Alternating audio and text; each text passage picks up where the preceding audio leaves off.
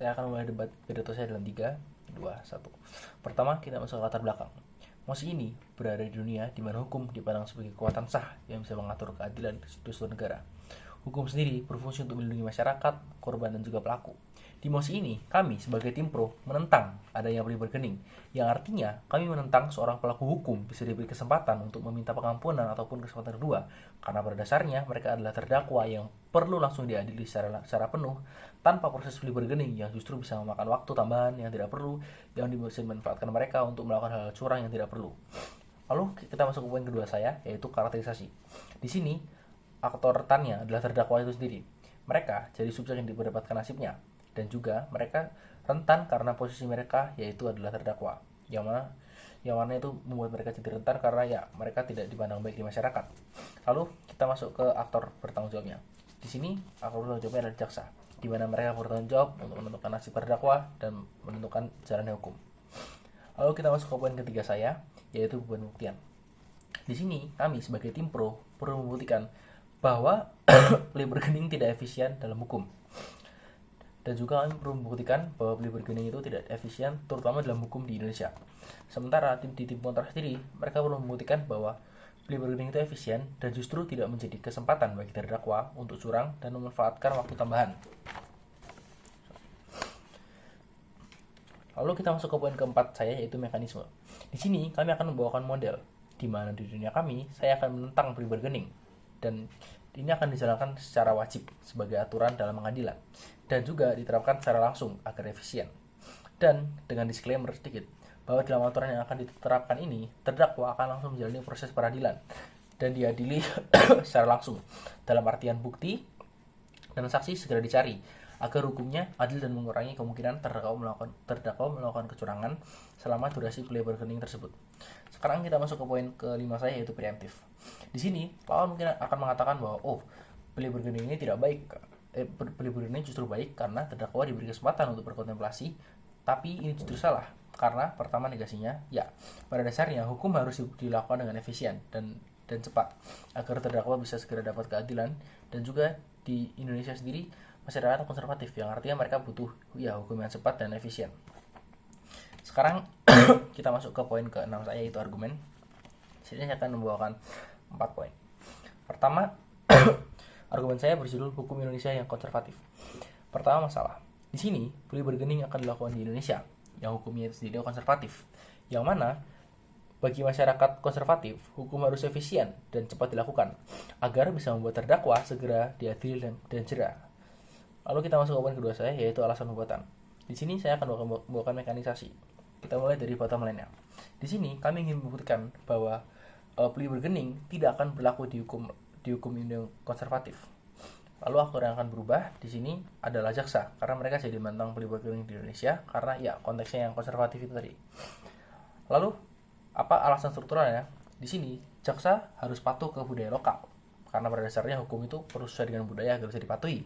Dan yang kedua, ya terdakwa sendiri itu rentan dan mereka mau nggak mau harus menuruti hukum yang ada, yaitu ya tidak menentang plea bargaining itu. Lalu kita masuk ke perubahan.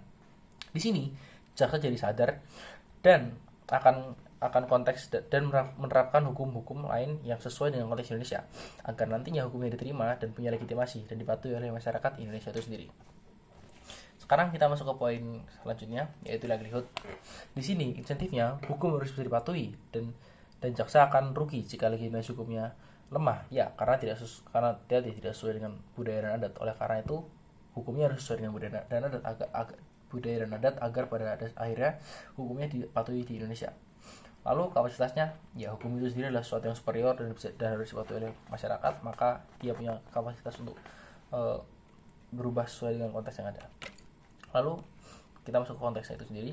Ya, jadi karena masih ini berada di Indonesia yang masyarakat konservatif, artinya hukum ini pada akhirnya harus menyesuaikan konteks di Indonesia dan budaya Indonesia yang mana konservatif, dan hukum harus dilakukan dengan efisien dan adil agar terdakwa bisa segera diadili. Sekarang kita masuk ke poin ketiga saya, yaitu dampak. Akhirnya plea bargaining ditolak dan jaksa pun akan memilih hukum lain yang sesuai dengan konteks Indonesia, yang akhirnya dipatuhi dan bisa memberikan keadilan bagi masyarakat Indonesia. Sedangkan di sisi lawan, justru jaksa akan kesulitan karena hukumnya tidak diterima secara budaya dan hukum tidak berdiri dengan adil karena plea bargaining yang dipaksakan tidak sesuai dengan budaya Indonesia dan akhirnya hukum gak punya legitimasi dan gak bisa berjalan di situ. Lalu apa penimbangannya? Di sisi kami, penimbangan yang kami gunakan adalah menyelesaikan masalah. Karena di sini kami